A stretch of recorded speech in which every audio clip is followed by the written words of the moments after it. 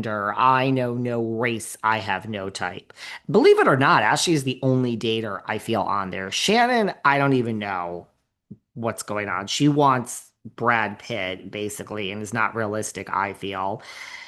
Luann, I don't know. Luann don't need no help.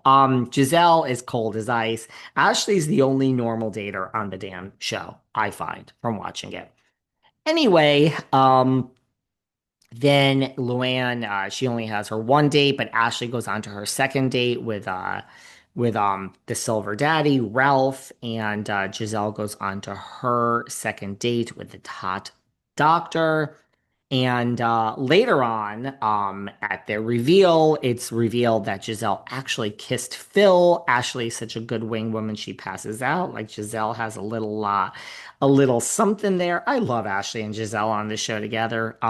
What is Giselle gonna do with Monique back? No one's really excited with Monique back. I know she's only a friend. That binder, man, one of the best props in reunion history. Got to give it to her. So anyway, Ashley is having trouble deciding. Giselle is having trouble deciding, and Luann clarifies everything. This is why she should be the host. Go with who you want to have sex with. Those are the words of wisdom from Luann. I mean, kind of makes sense now.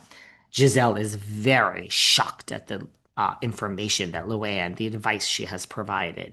Anyway, Luann is having a final meeting with James, and she said, "You're in Hawaii.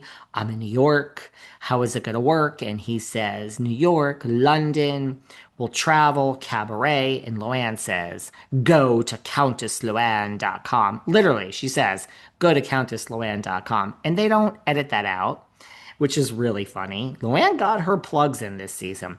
Go to countessluann.com and see the cities I'm going to be in, and we can meet up. She did check out of the Love Hotel with him. Giselle then tells Phil, "I will not be checking out." But with the guy whose name I just remembered, Theo, she says, "You're a hot doctor. Let's check out together, please."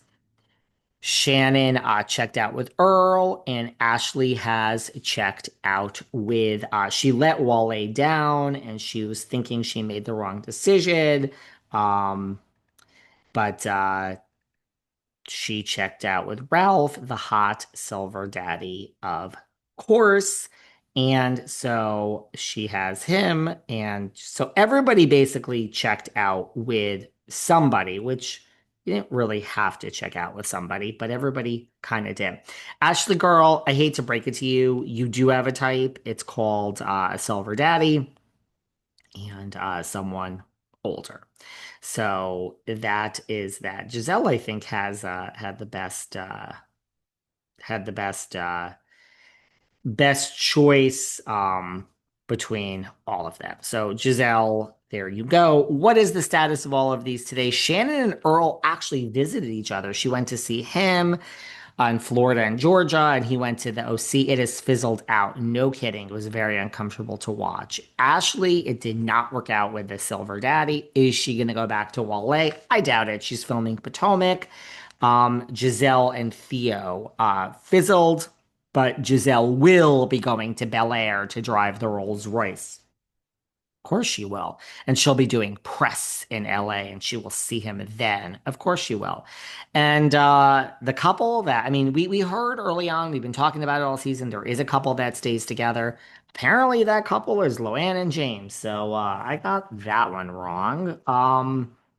And I guess I'll just keep to myself on that. I mean, I don't know. It's really funny because Luann actually texted me literally last weekend at this point, and asked if I was around, but I was not around in Sag Harbor. I was in LA, and now I am in New York, and I'm going to Sag Harbor next week. Let me tell you something, because you guys slip into my DMs all the time asking where to stay in New York and restaurants. Anybody that is coming to New York, and I really don't get this excited about anything anymore because I've just seen it all, I've done it all. Anyone that lives in New York, New Jersey, Long Island, anyone that's visiting, go see Sunset Boulevard with Nicole Scherzinger. I went yesterday and I wanted to see it before it closed. It is closing. Like it got extended a week. It's closing in July. And I was like, okay, this is so hyped. It's gonna be decent, like not bad, I guess. The bottom line is I really wasn't excited. I was like, live like in walking distance to Broadway. A friend wanted to go. It was beyond, beyond phenomenal. And Nicole Scherzinger was phenomenal. The whole production of Sunset Boulevard, phenomenal. So anyone that is visiting New York City before this ends, July, whatever, go see Sunset Boulevard. Go see it. It's fucking amazing. It's not even kind of good. It was amazing. It was done so well, such a unique take on things. I highly recommend it. So that's what I did yesterday. And I'm actually thrilled to be in New York for a week, but I guess I should ask Luann what's going on when I see her. I'll get some tea, guys. Anyway, let's talk about some other things. Where do you guys want to begin? Do you know where we could begin today? Because we have a lot to talk about as I go away from the microphone. Sorry. Let's get into Traitors. We haven't really talked about this, right? There's like three main topics and some other things I kind of want to talk about. Let's get into Traitors. The cast is announced. It's like a B cast. There are moments of amazingness for me. Okay, so our housewives are Rinna, Porsha, Dorinda, Candy Gal, and Stanbury. We're going with five housewives again. Now, let's go down the list very quickly before we get into things. Obviously, I am most excited about Lisa Rinna. You know, she's posted on her Instagram, I am a cockroach. You can't get rid of me. It is great. You know, like a year and a half ago, I said Rinna would never do the Traitors. I said that. You know, I think because I am such a huge fan of Melrose Place. I just went to a celebrity convention 2 weeks ago. Heather Locklear was there. Oh, Heather is like life. She's literally life. And actually really the nicest person. I've met her many times. But I think because of I'm such a Melrose Place fan, I think I tend to romanticize Rinna in the world. Like when I say she's an icon, oh, Catherine Edwards is like, what? Huh? And she said it on air before. She's like, what are you saying, David?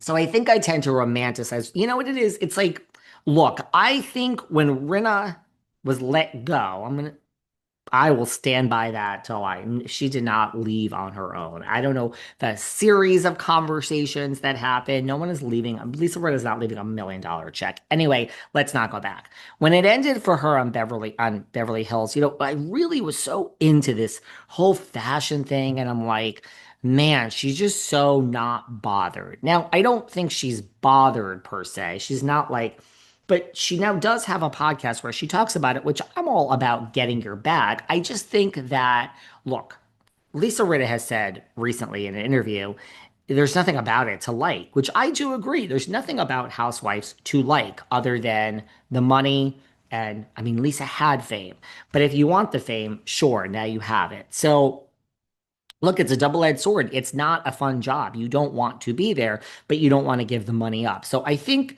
when Lisa was doing the fashion thing, I really was like, wow. But I think I hyped her up too much that girlfriend needs a paycheck. And that is not said with any shade at all, in any way, shape, or form.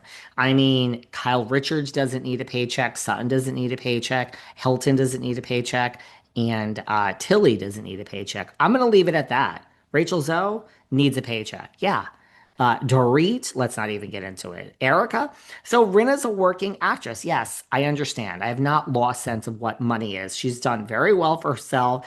I do not think she's starved, but it's this Traitors is look, I don't think we're gonna see Lisa on, you know, Celebrity Big Brother, but you do get a decent amount of money just for walking in the door on Traitors. And let me tell you, everybody gets a different amount of money. So like a Dylan Efron, who we don't know, who's Zach's brother, probably got less than, you know, I don't know, whoever else was on there last season. So you get my point. So I believe the way it's being rolled out, and when Alan announces the cast, Rinna's the first one he announces. I believe Rinna got a big payday for this. Not crazy, not insane, but I believe she got like a decently large payday. I would think, yeah, I don't know. But like at least 250 if not more. I think maybe even a little more for Rinna. So it also Traitors is it has the good pedigree. It's a hit show now. Let's not also not forget she was on Celebrity Apprentice with Trump. I mean, she was on this season, but she's come a long way. I think it's like an A-list reality show. So this makes sense to me. I think she's going to be great. I'm excited for her to be there.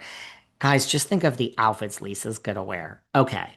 Porsha, I mean, God. I think her return to Atlanta was overhyped, but talk about having a good year. She's getting the money from Atlanta. Now she's got the divorce settlement, which we're going to talk about with Sarah next week because we haven't talked about that. I want to break down her divorce settlement. Now she gets Traitors. Porsha is having a good year. Candy Gal. Look, she was supposed to go last year. She was right. Wasn't she pregnant at the time? I think her and Lindsay both were pregnant. Yes, someone once got mad at me. I will say it again to the people in the back who can hear. You cannot be pregnant and go on Traitors. You cannot be pregnant and go on Survivor. You can do it, but the network is not taking that liability into the insurance, the way it would work. It's too much. You can be pregnant and work as an actress. Sure, you do things on the Traitors. It's not, first of all, also, if you're pregnant, you shouldn't want to go. I don't know if I don't know anything about being pregnant, but they're not going to take someone who's pregnant. It's just that simple. So they can come up with every other excuse. I don't give a fuck. This is reality. So good for her that she's going now. I like Candy Gal. I like Monique. I think she'll do well. Stanbury, I don't know. I put her on a pedestal too when she was on Ladies of London, and that pedestal has since dissipated for me after watching The Real Housewives of Dubai because I didn't like any of them. I think it's a strange choice. And Dorinda Medley, she's the new Kate Chastain. Do we have to have Dorinda back? I'm rolling my eyes. Listen, you want some advice, Dorinda? Keep your big fucking mouth shut. I don't know if you can do it because you couldn't do it the first time around. Keep your fucking yapper shut. The thing about me, the thing about most people is like, fool me once, you're an asshole. Fool me twice, I'm an asshole. Or is it the other way around? Regardless, I learn from my mistakes, okay? So it's like, girl, you're given a second chance. Learn from your mistakes and shut the fuck up, okay? Now, uh, look, I don't think you should make Rinna a traitor. It's so obvious. I don't think you should make Dorinda a traitor. That's obvious. I don't think you should make Candy Gal a traitor. That's obvious. Stanbury, maybe a traitor, right? Maybe Porsha. We have some Big Brother players. Ian, he is a great Big Brother player. Nobody will be not going to be more excited than seeing Brittany there. I love Brittany. I like Danielle a lot. I like them together. I like Dan Giesling. So there's been look, we're running out of my favorite Big Brother players. We had, Janelle. I almost called Janelle Giselle from Big Brother. So Ian's a good one. Colton Underwood has been on this podcast. All right. Look, obviously this season there's a formula, right? We had Bob the Drag Queen. Now we have Monet Exchange. We had uh, Dylan Efron. Now we have Donna Kelce. What a brilliant casting choice. Okay. I mean, first of all, she's obviously the Dylan Efron of this season.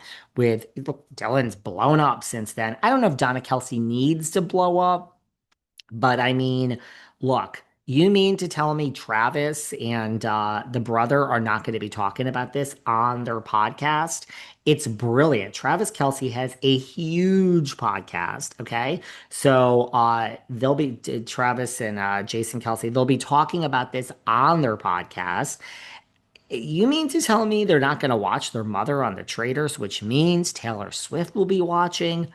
Brilliant. I mean, all we need is one tweet or comment or whatever it is from Taylor Swift, and she'll do it for her future mother-in-law about her, about Donna Kelce. I mean, this shit will blow up. The Swifties do not play. I will say something about this one, that one. I will not. I ain't coming for the Swifties. I ain't coming for Taylor. I will bow down. The Swifties scare me. Kathy Hilton scares me, and Kris Jenner really scares me. I bow down. Whatever you want, Chris. Whatever you want, Kathy, and whatever you want, Swifties. Taylor is a god. Okay, Madonna's my queen. Cher's my second queen.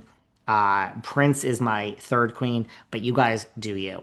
Donna Kelce, great casting choice.